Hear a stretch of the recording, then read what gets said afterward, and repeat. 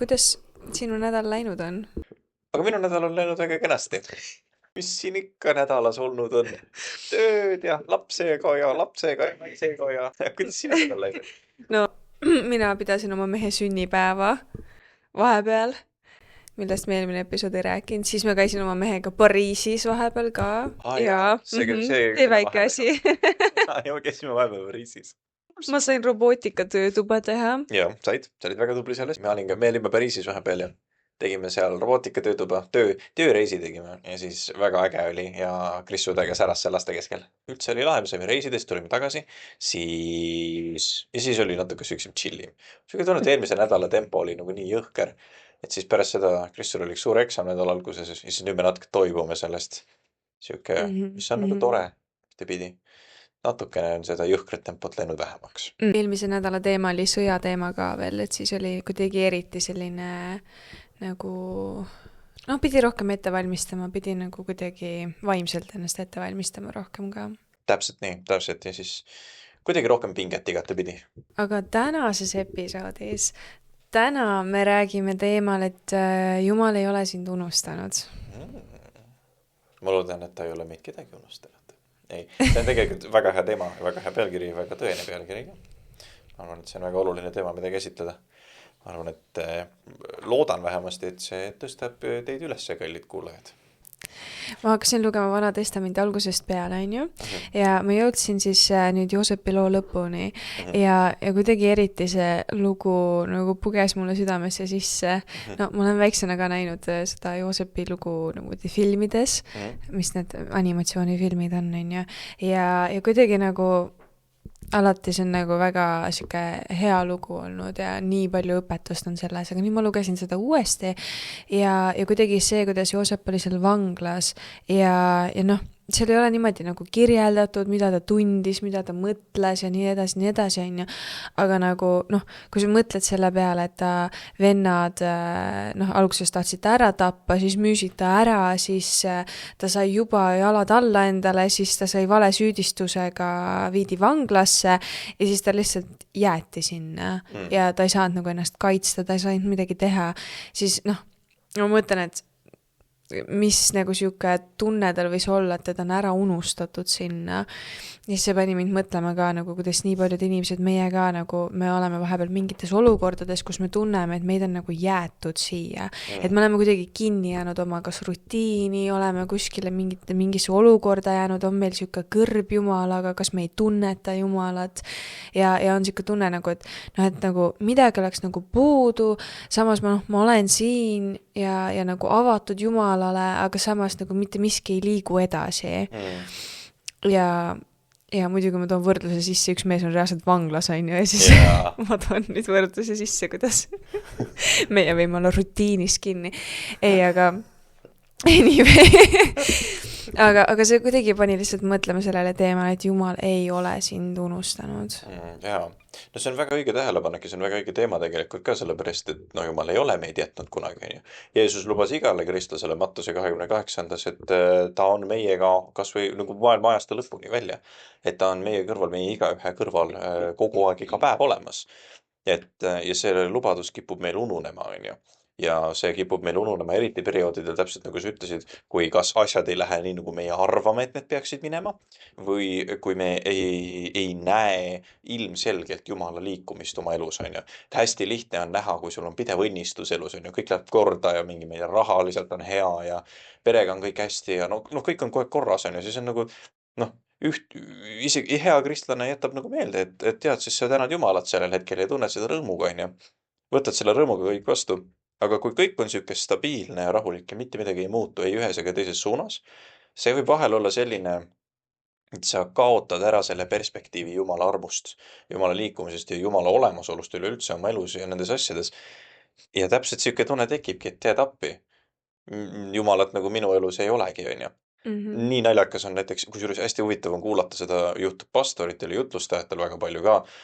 Ma lugesin üks päev ühte ägedat lugu ühest katoliku kiriku õpetajast, kes hakkas nagu, ta oli olnud õpetaja umbes, ma arvan, mingisugune 25 aastat.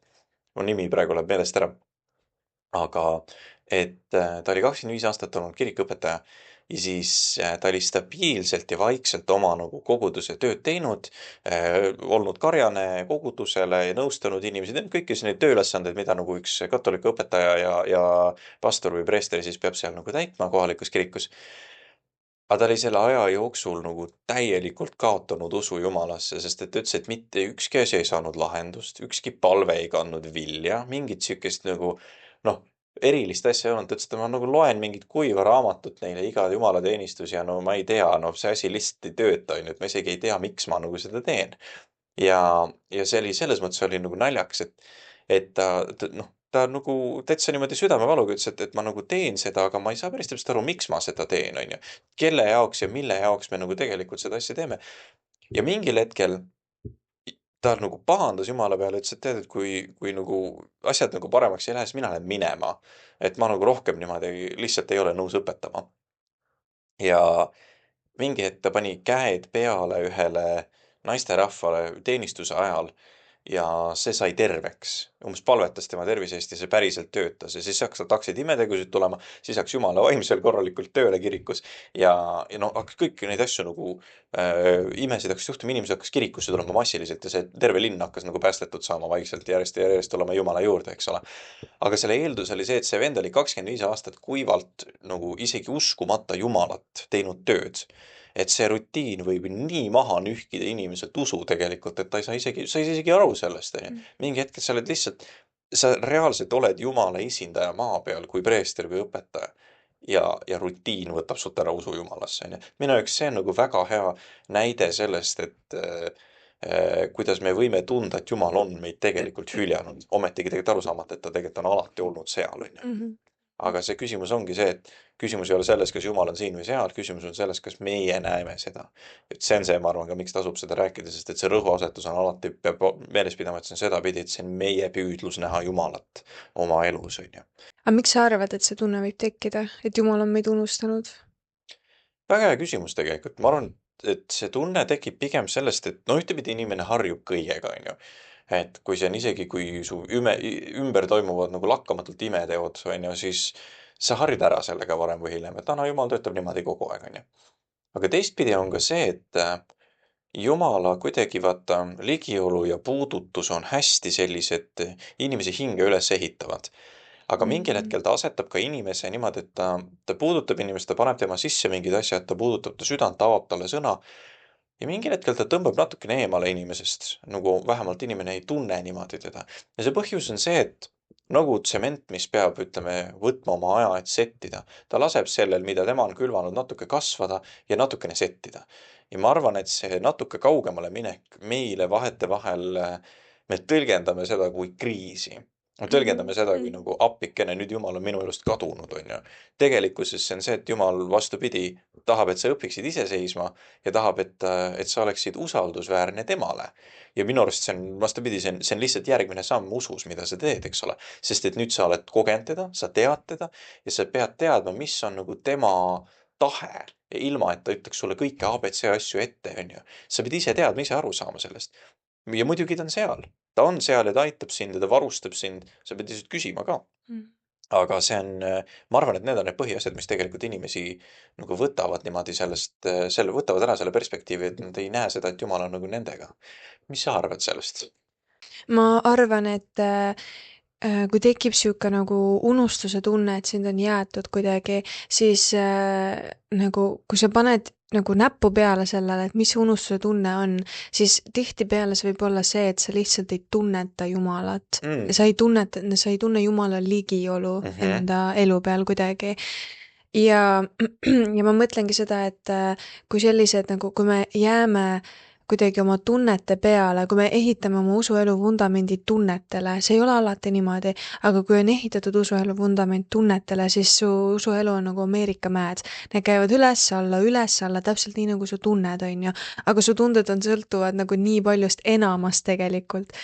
Kui täiskõht sul on, kui hästi sa maganud oled ja nii edasi, siis me võime tõlgendada selliseid nagu hetkeolukordi ja teha nagu liiga rutakaid otsuseid nende hetkeolukordade põhjal, et kui sa oled väsinud, sa oled stressis, ületöötanud, praeguses maailmas meil on nii lihtne üle töötada, sellepärast, et esiteks dopamiini on nagu niimoodi saada igalt poolt, on ju, ja see nii kiiresti saad dopamiini endale sisse, on ju, pluss see, et inimesed on kogu aeg tööl, selleks, et praegu majanduslikult ära elada, sa pead nii palju töötama ja see tekitab meeletult stressi, sa ei jõua võib-olla oma laste elus nii palju olemas olla, sõpradega, mis iganes, on ju. Ja siis sa oled see väike nagu stressipundar, kes võib-olla ei maga ka nii hästi, on ju, ja siis tekivad sellised nagu mõõnaperioodid ja seda võidakse tõlgendada, et okei, Jumal on mu jätnud, kuigi tegelikkuses sa lihtsalt oled nii nagu kurnatud ja lihtsalt emotsioonidega maas. Oled suhetes kogenud mingeid pingeid või mis iganes need asjad võivad olla, on ju, mis tekitavad sellist olukorda, et me oleme maas täiesti ja me nagu sildistame seda, et Jumal on must eemale läinud, kuigi tegelikult lihtsalt need on nagu, no Jumal ei ole nagu joo-joo, et ta käib eemale tagasi, eemale tagasi, eemale tagasi, eemale tagasi, mida Jumal on tõotanud, mida sa alguses välja tõid ka, et ta lubas olla meiega kuni ajastute lõpuni ja Jumal on meiega, ta on andnud meile püha vaimu, kes elab meie sees ja Jumal on meiega, vahet pole, mida me tunneme mingi hetk. See on väga hea point, mis sa ütlesid. Ma hakkasin su juttu kuulates, sa ütlesid ühe väga huvitava lause, mille peale ma just mõtlesin täpselt samamoodi, et me oleme kurnatud ja meie suhetes võib juhtuda midagi. Ja see on üks asi, mida tegelikult piibel meile väga palju õpetab ka, mida me vahetevahel tahame ise kõrvale jätta, on see, et me väga paljuski sõltume ka omavahelistest suhetest ja väga palju inimese elu käib läbi teiste inimestega suhtlemise. Jumala vaim töötab ka inimeste vahel, on ju, et siis kui üks inimene suhtleb teisega. Ja see on meeletult oluline, me kipume unustama ära seda ja vahetevahel see tunne, et mul on tunne, et Jumal on meid hüljanud või mind on ära unustatud, on see, et mind ei ole tunnustatud tükk aega. Sul on täitmata tunnustusvajadus tegelikult. Keegi pole öelnud sulle tükk aega, et sa oled tubli, sa teed hästi või et nagu nii tore, et sa oled olemas, on ju. Ja seal taga on mingisugune täiesti normaalne, inimlik, emotsionaalne vaakum, mis vajab täitmist, on ju. Et selles mõttes ülioluline on teha täpselt nii, nagu sa ütlesid, panna sellele asjale nimi. On ju, et sa istud ja kaardistad seda, mõtled, et mis asi see on täpselt, et miks ma tunnen, et Jumal on mind hüljanud, miks ma tunnen, et võib-olla teised inimesed on mind hüljanud, mis mu sees tegelikult toimub, on ju, kust need asjad tegelikult tulevad. Ja siis sa saad selle asjale nagu täpselt peale öelda ja see on, mul on vaja seda. Ja siis sa lähed ja leiad seda, mis iganes see siis on, parasjagu, mida sa vajad, on ju. Aga lõpuks väga lihtne on tagasi tulema, kui su vajadused on täidetud, siis on väga lihtne tagasi tulema see mõte, et jaa, Jumal on minuga, kõik on hästi. Aga ja selles mõttes, et suhted on nii olulised ja ma tean, et praegune maailm nagu promob seda, et me oleksime, hoolitseksime iseenda eest, nii suurel kohal on see self-care, nagu ongi iseendast hoolitsemine, on ju, et välimuse eest hoolitsed, sisemuse eest hoolitsed, on ju, ja kõik suhted, mis sul elus on toksilised, need tuleb kõik välja nagu visata, on ju. Ja mul on nagu mingi oma arvamus sellest, et ma arvan, et see on natukene vale lüke nagu lõigata välja kõik toksilised suhted meie eludest. On suhted, mis tõesti teevad meile liiga, on tõesti halvad, aga nii paljud suhted käivadki nii tegelikult, et mingil ajaperioodil mõned inimesed käituvad toksilisemalt kui mingitel muudel ajaperioodidel ja inimesed kasvavad, nad muutuvad ja ma mõtlengi seda, et nagu kui sa kohe välja lükkad inimesed sellepärast, et nad ei too kasu sulle, siis tegelikkuses sa nagu lükkad välja selle inimese, kellega sul oleks potentsiaal minna sügavuti, kellega nagu seda sügavat suhet reaalselt arendada. Inimesed lihtsalt käivad läbi elus asju, nagu kui neil endal on mingid rasked olukorrad, siis muidugi nad ei pruugi võtta telefonikõnesid vastu või ma ei tea, võib-olla ütlevad midagi halvasti, on ju, ja me peame olema armulised inimeste vastu. Me oleme nagu ühiskonnas või praeguses ajas ära unustanud armulisuse üksteise vastu. Et see, et sa oled armuline, sa oled pika meelega, kannatlik inimeste suhtes, aga kuidagi siuke, et ma saan aru sellest, et kuidagi tõstetakse üles seda nagu hoiakut, et sa pead olema sina ise, väljenda ennast täiega, ole siuke, nii nagu sa oled, pljauh ja pljuh, on ju, aga tegelikkuses nende asjadega nagu sõidetakse väga palju üksteisest üle Mhm. ja see armulisus on kuidagi ära kadunud ja muidugi see peaks olema sina ise, aga me peaks olema rohkem nagu Jeesus pigem. Mhm. ja ma mõtlengi seda, et miks nii palju suhted ei jõua sellele sügavale tasandile, sest et nagu enne lõigatakse inimene enda elust ära, kui reaalselt jõutakse sügavuti. ja ma arvan, et Jumalaga on väga tihti samamoodi, et inimene, kes avastab Jumala, siis on nagu jõudnud kuskile maale, kuskile siuksesse sügavuse astmesse Jumalaga ja siis avastatakse, et aga näed, loed Vana Testamenti, aga Jumal on siin nii palju nagu sõdu korraldanud ja mis iganes veel on, et kuule, siukest Jumalat ma küll ei taha teenida ja siis lõpetatakse asi enne ära, kui reaalselt minnakse sügavuti. Yeah. Ja noh, see ei ole kindlasti võrdpilt täpselt niimoodi, kui sul on sõbranna sõber versus Jumal on no, teistmoodi. Aga ma mõtlen, et see, et sa annad aega ja sa nagu oled armuline iseenda suhtes ka, et kui sul on mingid kahtlused Jumala osas, sa annad iseendale aega, et okei, et ma võtan aega, et nüüd seda reaalselt läbi võtta, enne kui ma nagu täiesti hülgan usu Jumala suhtes. Mart, see on väga hea point tegelikult, sellepärast et see võtab ka vaata seda, et ja muide, see ei pruugi üldse olla, ma tahtsin lisada seda, et see ei pruugi üldse olla see, et sa hülgad Jumala, vaid et Jumal alati esitab meile kutse sügavamale osadusele temaga, aga me lihtsalt ei pruugi sellele kutsele vastata. Mis tähendab, et su usk võibki jääda elu lõpuni pinnapealseks, sellepärast et sina ise ei liigu nagu ei vasta sellele kutsele, kus Jumal ütleb, et nii, usalda mind siin kohas või järgi mind sellises kohas, eks ole. Et see nagu järgmine ususamm jääb nagu tegemata. Ja see on tegelikult päris kurb, on ju, sest et Jumal alati igatseb nagu ülisügavat osadust, on ju. Noh, kui olete võrdleb ju inimese ja iseenda suhet kui abielu, mis on nagu kõige sügavam suhte nagu sügavuse vorm, on ju, või suhtevorm üleüldse inimeste vahel. Et see on, selles mõttes on hästi-hästi oluline vaadata seda nagu niipidi, et Jumal alati tahab meilt nagu sügavat osadust, eks ole. aga sa ütlesid nii kenasti seda, et meil on nagu ära kadunud armulisus üksteise suhtes ja pikameelsus. Kui ma vaatan ka, et see on nii sihuke, noh, tarbimisühiskond ühtepidi mitte ainult seda, et tarbime nagu tooteid, aga me tarbime ka inimesi väga lihtsasti, et tema on mulle täna kasulik, homme on see kasulik ja siis nii edasi ja nii edasi. Keegi ei mõtle tagajärgedele, keegi ei mõtle nagu pikaajaliselt, et mis kvaliteeti ma rajan. Kui sa räägid ilmalike inimestega, väga palju sa ütled, et ma olen ettevõttes näinud seda muideks, et kui keegi küsib, et ma teen nagu seda ja seda asja, näiteks mingi kooli õppetuba või mingit sihukest asja, küsid, okei, palju nad maksavad sulle selle eest, siis ma ütlen vastu, et ei mitte midagi. Küsitakse, mis asja? Et nagu, miks sa siis teed seda? Vastus on, et nendel oleks hea, et nad saaksid sellest kasu. Noh, see nagu, that's the point, eks ole.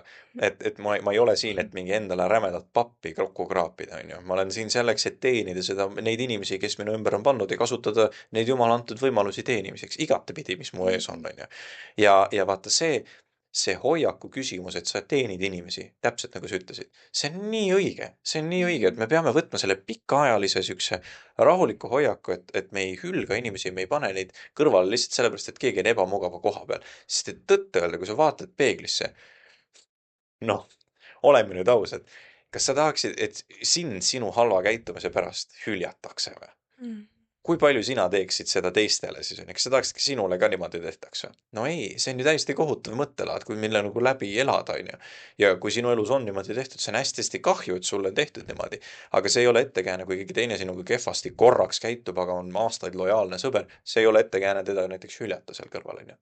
Et see on nagu mega õige tähelepanek, et rajame ikka pikaajalisi väärtuslikke sügavaid suhteid, sest nende läbi on nagu, me kasvame kõige rohkem, on ju. Aga siis on jah nüüd ühed asjad, mis puudutavad meie nagu suhteid ja meie heaolu, noh, tervislikus mõttes uni, toitumine, trenn, kõik siuksed asjad, on ju, aga siis on ka nagu teisest küljest olemas see, et sa oled Jumala juures, sa oled Jumalale avatud, aga ometi sa tunned seda hüljatust, ometi sa tunned võib-olla isegi mitte hüljatust, aga lihtsalt niimoodi, et sind on nagu jäetud nurka kuskile.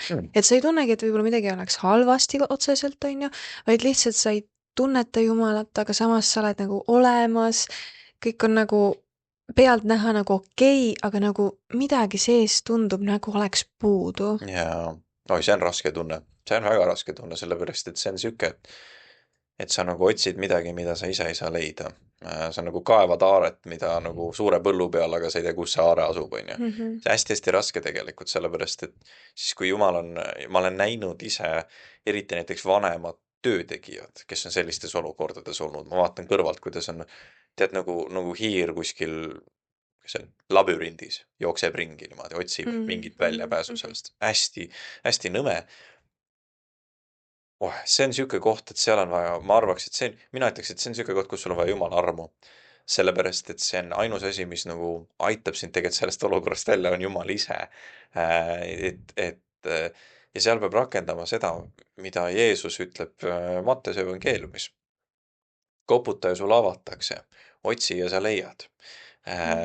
Ja see on lihtne ära kaduma. See on tõesti lihtne ära kaduma, et eriti kui sa oled näiteks vaimulikult juba töötegija või kui sa oled pikemaajaliselt isegi kristlane, on ju. Sa oled harjunud mingisuguse rutiiniga, aga sa ei ole harjunud ennast seadma ebamugavasse olukorda, et nagu otsida Jumalat kogu aeg uuesti ja uuesti uut moodi, on ju. Täpselt nii nagu vaata ka abielus on ju tegelikult see, et sa käid kohtingutel mitte sellepärast, et hoida mingisugust rutiini, vaid sellepärast, et sa armastad teist inimest ja sa tahad talle väljendada seda. Ja see hoiab ka seda sükest kirge üleval elus. Tegelikult Jumalaga on natuke samamoodi, sa pead võtma seda eraldi aega otsimiseks ja temaga nagu personaalseks osaduseks. Ja see võib vahel nii ära kaduda selle alla, et A, me käime kirikus, et teenida, või B, me käime kirikus, et kuulata. Ja siis me käimegi kirikus, lihtsalt istume, kuulame, palvetame, oleme seal, tunneme seal natukene paremini ennast, saame mingi hea sõna isegi, jääb see meile südamesse, mediteerime selle sõna peale, elame oma elu, kõik on nagu hästi, kõik on nagu korras. Aga seal on suur siuke suur jumalakujuline auk toas, on ju. Ja sa ei ole harjunud otsima sellele täidet aktiivselt. Ja ma arvan, et see aktiivne otsimine, see, et sa nagu taga ajad Jumalat, see on nagu see, mida Jumal otsib ja see on see rohi tegelikult sellele Jumala tühimikule võib-olla. Aga kuidas sa taga ajad Jumalat? Väga hea küsimus. Jah, see on nüüd järgmine hea küsimus ja strateegia tegelikult. Siin on minu 10-punktiline plaan, mida ma sooviksin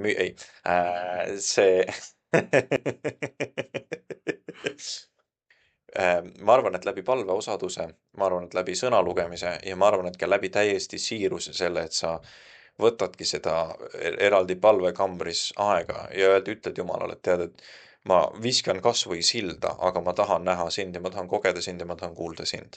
Et sa täpselt nagu sina ütlesid, sa teed ennast maksimaalselt avatuks sellele, et Jumal liigub, Jumal on olemas, aga sa oled ka nõus minema kaasa selle suunaga, kuhu poole tema liigub. Sa oled nõus hülgama oma rutiinid, sa oled nõus lahti laskma sellest, mis on mugav ja lihtne. Ja sa lähed, ütled Jumalale, et ma olen nõus liikuma ja kas või roomama selle poole põhiline, et ma saaksin selle sügava osaduse kätte sinuga tagasi. Ma tahan kogeda sind. Ma tahan liikuda sinu vaimu järgi. Ma arvan, et see on see, mida sa pead tegema. See on see, mida sa pead ütlema. Ja see on see, mis hoiaku sa pead enda sisse võtma ka. Ja siis on vormi küsimus. Palve, ülistus, sõna. Kuidas kellelegi. Läbi nende asjade sa kogeda leiad Jumala, ma arvan. Mina ütleks, et see periood on eriti see koht, kus tuleb nüüd kulmude peal kaske või edasi roomata. Nagu reaalselt, kus sul kuidagi nagu sa sööks nagu kõrbeliiva reaalselt ja sa tunned, et nagu mitte miski ei aita. Kuulad ühte jutlust, kuulad teist jutlust, kolmandat, üritad palvetada, ülistada ja nagu täielikud seinad on ees, nagu ei saaks kuskile edasi, on ju. Ja noh, täpselt siuke tunne nagu võis olla Joosepil seal vanglas olles, on ju, et nagu sa ei saagi midagi teha. Sa ei saa välja sealt, sa ei saa nagu mitte kuskile, kuni keegi eemalt otsustab, et okei, nüüd tuled, on ju. Ja sa tunnedki, et sa oled nagu vanglas, on ju. Et nagu sa ei saa mitte kuskile edasi minna kuidagi ja igalt poolt on seinad ees. Ja kui tuleb selliseid olukordi, siis mina olen tähele pannud, see on minu enda nagu tähelepanek, on ju, on esiteks see, et mul võib olla nagu silmad vale asja peal. Sest et nagu ma alguses ütlesin ka, et Jumal on meie sees. Püha vaim elab meie sees.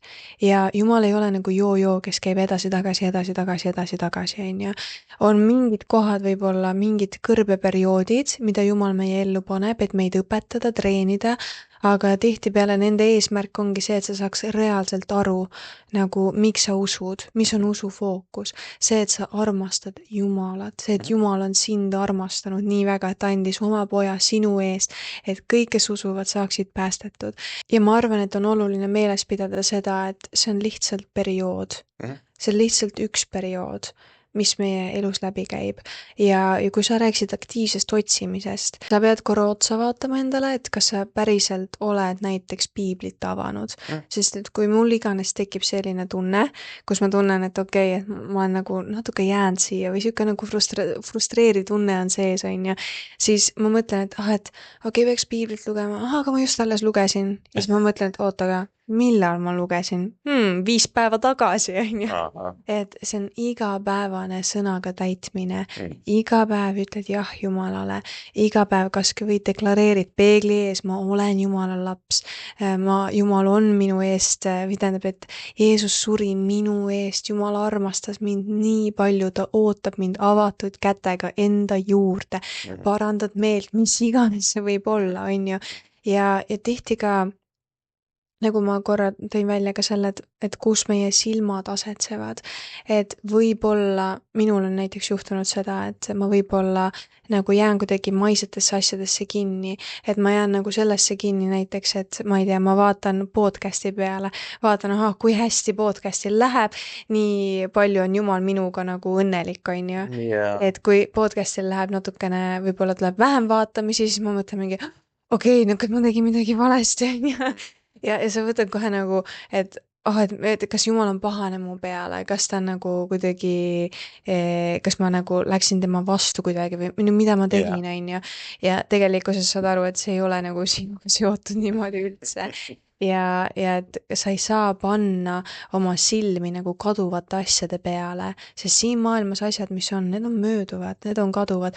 Podcast üks hetk sellel võib nii hästi minna, tuleb meeletult vaatamisi, meeletult inimesi tulevad usule ja siis järgmine hetk see pannakse riiulile ära ja vaatab võib-olla, ma ei tea, 2 inimest, on ju, ja sa oled sama õnnelikult teed seda endiselt, on ju, sest et see on see, mida Jumal on nagu näidanud sul teha. Ja sa ei saa nagu sellega ennast identifitseerida, et sa ei saa oma identiteeti panna nagu Jumala õnnistuse külge, vaid Jumala külge.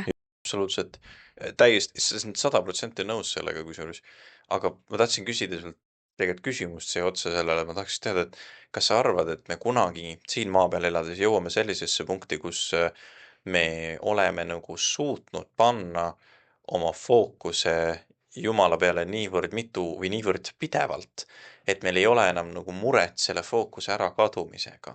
No nagu ma ütlesin, et Jumala valimine on igapäevane tegevus, järelikult need asjad võivad muutuda küll, meie fookus võib muutuda väga kiiresti. Ma arvan, et algselt, kui sa tuled Jumala juurde, sa saad nendest nagu suurtest pattudest lahti, on ju, ja siis sa hakkad üha rohkem ja rohkem nägema neid nii-öelda väikseid patte, mis tegelikult viivad sind hukatusse, on ju. Kõik see tagarääkimine ja kõik oma keele eest mitte hoolitsemine, on ju, ja kõik muud asjad ka veel sinna otsa ja siis ja ma mõtlen selle fookuse panemisega ka, et see tuleb nagu palju salakavalamalt, need on nagu palju väiksemad asjad, mida sa algselt ei märka. Aga selles mõttes, et see, kas meie fookus on nüüd nagu korra läheb paigast ära, nagu sellest ei sõltu meie pääste. Jumal tänatud. Õnneks küll. Ja meie pääste sõltub sellesse, et kas sa usud Jeesusesse, Kristusesse, kas sa tunnistad oma suuga, et Jeesus on Jumala poeg ja kas sa usud oma südames, et Jumal on ta äratanud ülesse surnust. Kui sa usud temasse, parandad meelt, pöördud oma vanast elust, usud Jumalasse, sa saad päästetud. Et selles mõttes, et tänu reaalselt Jumalale, et me saame nagu usu läbi päästetud ja mitte oma tegude läbi. Oo jaa, tänu Jumalale tõesti, sellega ma olen 100% nõus. Ma hakkasin just mõtlema, et vaata, kui huvitav on tegelikult see, et Joosep kui sa võrdled näiteks Joosepi ja Hiobi lugu, on ju. Hiob lõpuks jõudis ikkagi murdepunktini, kus mingil hetkel ta küsis Jumalalt, et kuule, et mis asja sa teed, nagu kus sa oled minu elus, on ju. Et kas sa oledki mind nagu kõrvale heitnud ja lased minu elul nagu kõikidel kohutavatel asjadel juhtuda, on ju. Aga Joosep selle keskel jäi üsna rahulikuks, ta vähemalt piibel ei maini seda, et ta kisendas Jumala poole pahaselt, et kuule, et miks sa oled mind jätnud vangi niimoodi nagu kuskile üksinda koolema nii-öelda, on ju. Aga ma tahaks nagu mõelda ja loota selle peale, et ma arvan, et see, et Joosep ei teinud seda, oli tegelikult osa sellest, et ta oli nii seesmiselt ühtepidi kindel selles, kes Jumal on. Ta oli oma identiteedi rajanud nagu Jeesusele, aga teistpidi ta võttis ka rahulikult asja, sest et ta sai aru, et tal oli see, täpselt nagu me alguses rääkisime, see teeniv hoiak teiste suhtes. Ta läks ja oli nagu maksimaalselt kasulik seal olukorras, kus ta tegelikult nagu tahtis olla ja nagu kuhu Jumal teda oli nagu asetanud, on ju. Et ta ei läinud hädaldama oma nagu ümbritsevate tingimuste üle, mida meie, mul on tunne, teeme väga tihti. Et kui me ei hädalda selle üle, mis meil elus valesti on, siis me võib-olla hädaldame selle eest, millised inimesed meie elus on näiteks, on ju. Et seda ma olen kuulnud ka samamoodi vaimulike töötegijate poolt, kas või on minu arust parim näide see, et appi, kuidas ma ei jaksa mingite inimestega tegeleda kirikus, on ju. Ja see on nagu täiesti normaalne inimlik nähtus, see on see, mida Paulus ütleb, et suhtlemine või osaduse pidamine on meelepärane ohver Jumalale, on ju. Et see inimestega suhtlemine ongi keeruline, vahetevahel inimeste probleemidega veel tegelikult tegelemine iga päev on väga keeruline töö. Aga ma arvan, et see hoiak, mis Joosepil oli, see rahumeelne hoiak, ta oli enda suhtes armuline, ta oli Jumala, sees kindel. Ma arvan, et see pani tema sisse sellise nagu rahu ka ja sellise kindluse, mida meie võib-olla peaksime oma ellu ka nagu võib-olla üle võtma või üle tooma. Et aru saada sellest, et kuule, et kuidas sa saad sellises olukorras, kuidas sa keset tormist merd paadis tegelikult magad, nagu Jeesus on ju. Kuidas sa vanglas saad nii rahulikult võtta, sest et nii palju kui tema vanglas olles teadis, ta veedab nüüd terve oma ülejäänud elu seal, on ju. Loodab, et saab välja, aga mine tea, eks ole. Et tal ei olnud mingisugust nagu, plaan B-d, et nüüd ma hakkaks seina auku kaevama, et roniks sealt välja. Ta aktsepteeris seda ja läks Jumalaga rahumeelselt edasi. Tegi ja lihtsalt kasutas neid võimalusi, mis tema ümber oli ära koos Jumalaga, et olla võimalikult kasulik mitte iseendale, vaid sellele olukorrale, see, kuhu Jumal teenida teisi, on ju. Ma räägin, see on täpselt seesama, mis ma alguses rääkisime, see on seesama teeniv hoiak, see on seesama usaldus Jumala vastu, kõik need asjad seal sees tegelikult on ju. Aga need kõik peavad rakenduma meie ellu ka varem või hiljem kuidagi. Ja ma tahaks rääkida korra nendest permanentsetest otsustest. Et kui näiteks Joosep oli seal vanglas, on ju, siis juudirabid on arvanud, et ta pidi seal vähemalt 2 aastat olema, aga kuni mingi 12 võib-olla, on ju. Et täpselt ei teata seda aastate arvu, aga ta oli seal ikkagi päris pikalt. Ja ma mõtlen seda, et ta pandi valesüüdistusega vanglasse, ta veetis vanglas päris pikalt aega, ta tõlgendas inimeste selle joogikalla ja pagari unenägusid, on ju. Ja palus, et okei, kui te räägite nendest, palun nagu mainige mind ka, et ma olen nagu jäetud siia. Ja nad unustasid ta ära ja läks paar aastat mööda ja siis Vaaro nägi unenägusid.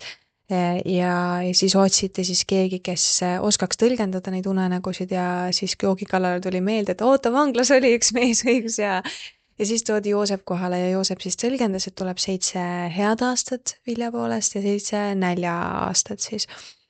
Ja huvitav oli see, et peale kõiki neid aastaid, peale kõike seda, kui ta vennad ta maha müüsid ja ta sattus vanglasse ja kõik peale seda, siis kui tulid need nälja aastad, siis Joosep oli pandud siis nagu Vaaraust teisele kohale positsiooni mõttes ja teda pandi nagu haldama siis kõike seda ja siis terve ta perekond tuli siis Egiptuse maale, on ju, et saaks seda vilja osta.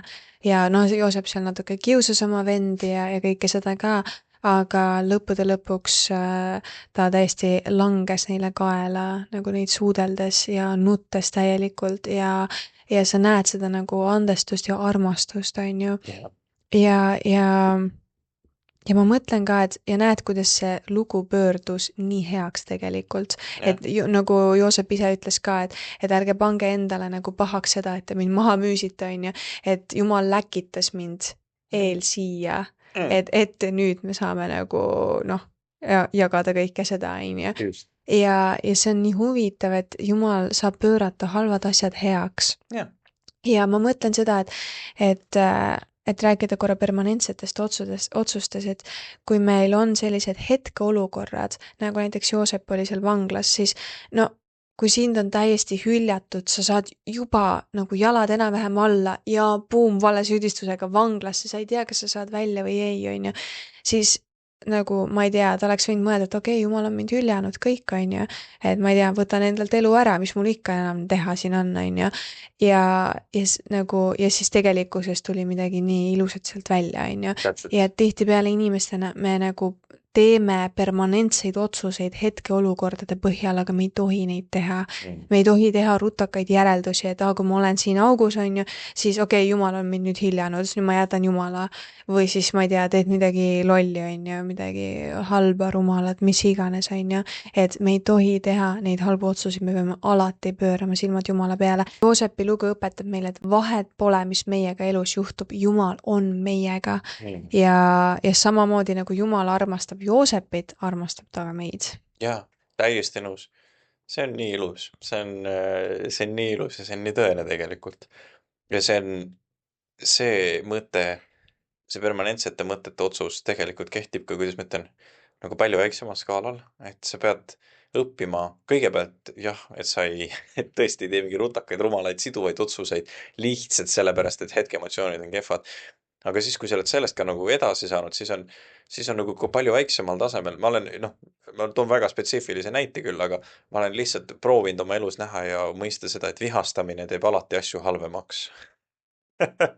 Ja see on nagu, eriti nagu lapsevanemana, sa saad seda treenida hästi-hästi palju, seda kannatlikkust, see on nagu täiega tore, aga ja siis sa avastadki, et tegelikult kui palju nagu halba võib sinu ja su lapse suhtele mõjutada see, et sina lihtsalt pahandad mingisuguse asja üle, mida võib-olla ma ei teagi, kas sellepärast, et laps ei käitu nii, nagu sina tahad või et asjad ei lähe nii, nagu sina tahad või sina ütled või noh, kuidas iganes, on ju.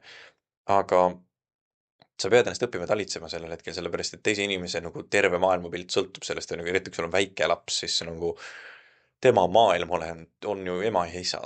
Noh, ja kui sa nagu seda lõhud kirvega selle peale, et sa pahandad mingis elukorras, see on nagu eriti rets, on ju. Ma lihtsalt raputan iseendale selles mõttes tuhka pähe, et on olukordi, kus ma olen täiega pahandanud ja siis mõelnud ise tagantjärgi õhtu lõpus, et nagu mingi, mis asja sa teed nagu, miks sa teed niimoodi, on ju, et nagu rahune maha, ta on nagu mingi väike beebi ja tema nagu need samad otsused kannavad nii pikka vilja.